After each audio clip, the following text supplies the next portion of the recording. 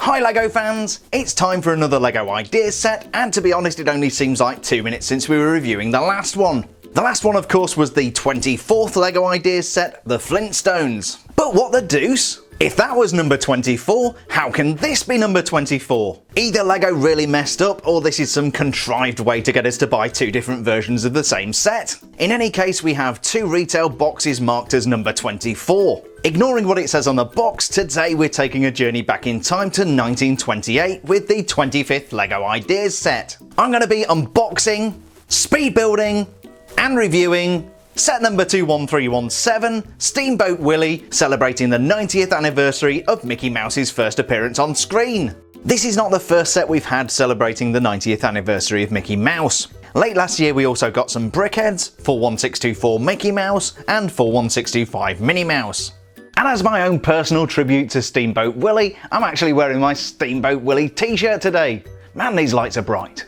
This is a fan-inspired set submitted to LEGO Ideas by fan designer Máté Szabó. Usually when LEGO release one of these sets, they take the fan design and pare it back. This time it's very different. Máté's design actually contained 156 bricks. This is a 751 piece set. So in fact we're getting 381% more LEGO elements than the fan design. There are also some really cool features which weren't in the original design, which we'll get to later. The 751 piece part count includes 2 minifigures who require no introduction. We've got Mickey Mouse and Minnie Mouse. The set features the SS Willie, which featured in the 1928 cartoon Steamboat Willie. This wasn't actually Mickey Mouse's first appearance, but it was the first cartoon featuring Mickey Mouse that Disney published. In fact, Steamboat Willie was the first fully synchronized sound cartoon and predates the Empire State Building. This was some seriously early animation. Just like the 1928 cartoon, this set is in black and white. The box art does a really good job of continuing that theme, with the exception of the LEGO logo and the Mickey Mouse logo. There are also some details picked out in silver foil which help to give this a real premium feel. Overall, this is a very good looking product. And with a $90 price tag, it definitely should be a premium product. The box art features the SS Willie sailing down the river. And because humans are really dumb, we're reminded that a boat does not float.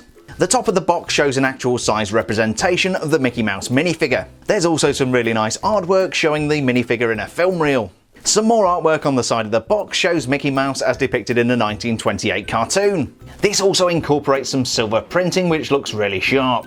On the other side we get the set name in Spanish, and apparently it's not just English speaking people who think LEGO boats should float.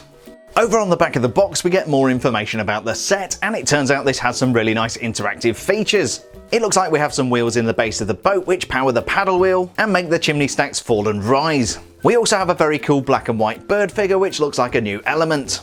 There's a bridge from which Mickey can steer the SS Willie, a winch for loading and unloading cargo, or in this case goofing around with Minnie Mouse. It does look like we have some cargo, and hopefully these are going to be printed and not stickered elements.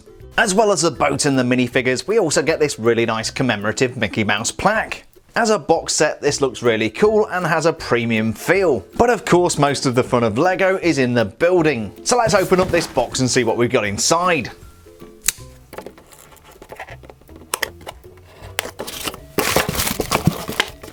I've got to say, my first impression on opening this box is, wow, that's a lot of colour. I'm assuming all of those coloured bricks are going to be inside the build, but I guess we'll soon find out. Here's everything that came inside the box, and it actually feels like you're getting quite a lot of stuff for your money. We've got 7 bags of LEGO numbered for stages 1 through 3. These seem to get progressively less colourful, so I'm guessing bags 1 and 2 are going to be strictly internal. We also have a 182 page instruction booklet. This also includes some history about Steamboat Willie for people who enjoy reading words, and some background on the fan designer and the LEGO designers who worked on this set. And finally, to save us some time, we've got a couple of large elements for the front and the back of the boat. I'm going to go ahead and put together Steamboat Willie, and today this is going to be a 90-second speed build.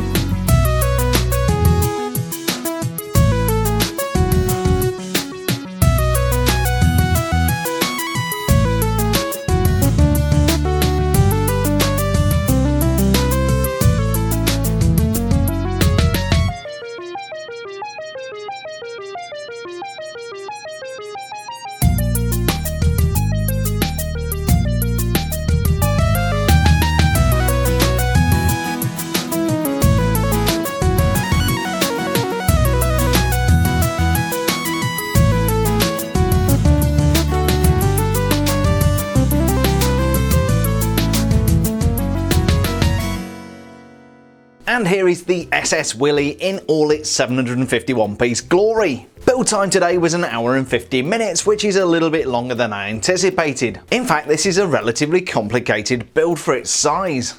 We're going to start out by taking a look around the SS Willie, expose some of the secrets that lie within. We'll also check out the interactive features, and then wrap up with those classic Minnie and Mickey minifigures.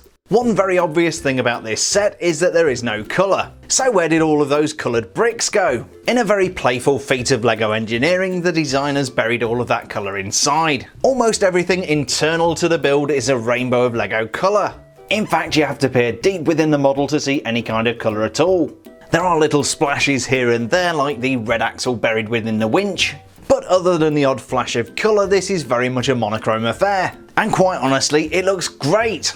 The SS Willie featured in a 1928 cartoon was a paddle steamer, and here you'll see most of the features that were shown in the cartoon. A couple of notable additions are the SS Willie nameplate and the 1928 plate on the side of the boat. These are beautifully printed tiles with silver metallic detail, but these did not appear on the original SS Willie. We do have LEGO recreations of the 3 whistles which were singing along to the music, and 2 large funnel stacks which were belching out black smoke in the cartoon. We also have a paddle wheel on each side of the boat, but these are somewhat more chunky than the ones from the cartoon. There's gearing built into the hull of the boat which makes the paddles turn as you push it. And the same mechanism drives cams deep inside the boat which makes the chimney stacks rise and fall. To make the magic work, we have 4 wheels mounted underneath the boat. We've got 2 at the front here which are non-functional, and then 2 at the back which drive the mechanism. The gearing that drives the paddle wheels is quite simple. The more impressive part of the mechanism is the cam which is attached to the central gear. You might just be able to see the green piece moving up and down which provides the motion for those chimney stacks. SS Willie features cabins at 2 different levels. At the top we have the bridge from which Mickey steers the boat. There's a convenient removable roof panel so we can put Mickey inside. It's a little sparse in there, but we have a ship's wheel and a couple of life preservers. There's also a ship's bell. With Mickey behind the wheel, you might be wondering how he can see where he's going. I thought the same thing at first, but then kudos to LEGO, it's exactly screen accurate. He can just about see through the spindles, but I'm not going to be taking a ride on this boat anytime soon. The lower deck is there purely for decoration and hides the mechanism that lies inside. We do have some windows and a door, but these are all totally blocked off. It's a similar story around the back. This is where the cargo is stored, which is why you see the crane. We also have a saucepan and a skillet, a bucket but sadly no Fantasia style broom, and a random mallet which I'm sure has some role in the cartoon. There are a couple of crates of cargo on the deck, and then we have this cute little cargo crane which recreates the cartoon perfectly. This is totally functional and very useful for loading potatoes onto the boat. You can even adjust the angle of the arm to make the crane reach further from the boat. I really do like the printing on the 2x2 brick which proclaims this to be the potato bin. With Mickey on the bridge steering the boat, we do of course need a rudder. This is located at the back of the ship but is a non-functional part of the build, and it simply snaps onto the back. The designers resisted the temptation to use prefabricated hull pieces, so most of the bottom of the ship is made up of individual LEGO elements. This adds to the complexity and the part count, but it looks great.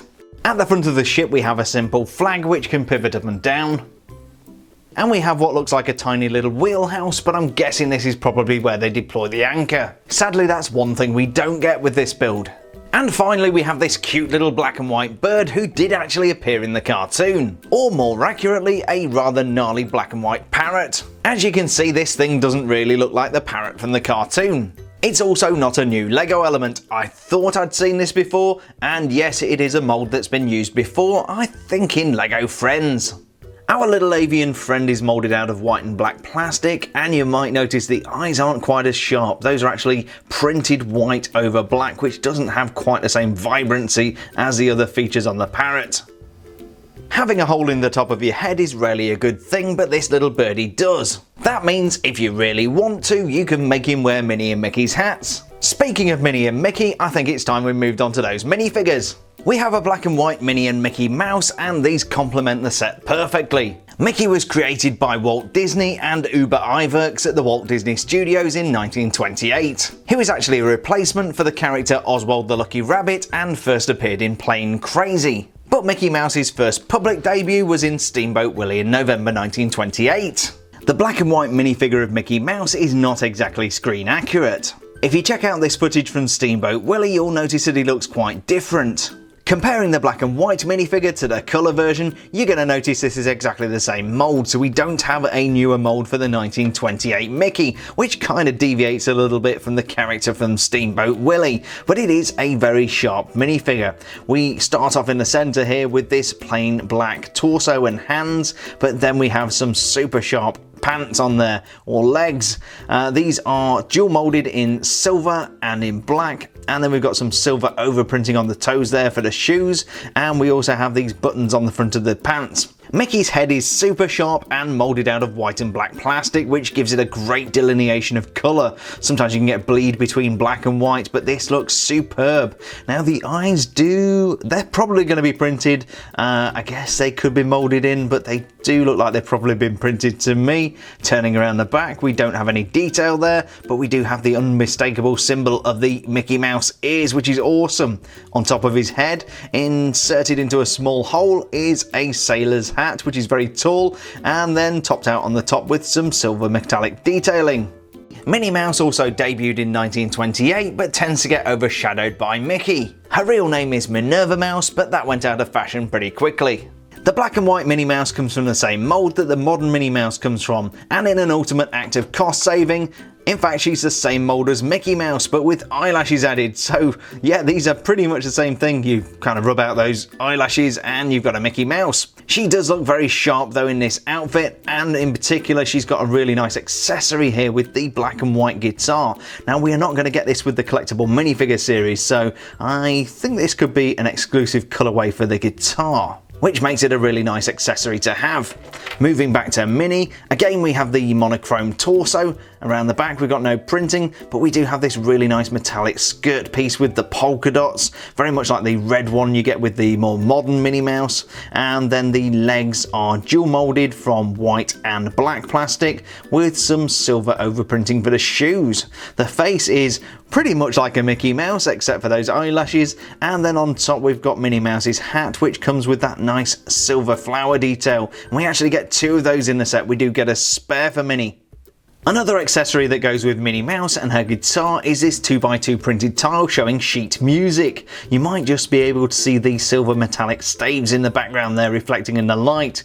This is sheet music to Turkey in the Straw, which I believe is the background music to Steamboat Willie, and you would probably recognise it if you heard it. Other nice features of this printed tile are the goat up in the right hand corner and the hey hey down in the bottom right. One final detail that I almost forgot about is this Mickey Mouse display plaque. On the face of it, this does seem like a pointless addition, but I do really like the Mickey Mouse symbol outlined in LEGO. Around the back we have a very simple stand which is easily removed. The benefit of removing the stand is that this provides a nice little display for the minifigures. Although I've got to be honest, I think they're going to be better off on the boat. So that was set number 21317, Steamboat Willie from LEGO Ideas. The fan designed version of this set was kind of cute, but this really does take it to a whole new level.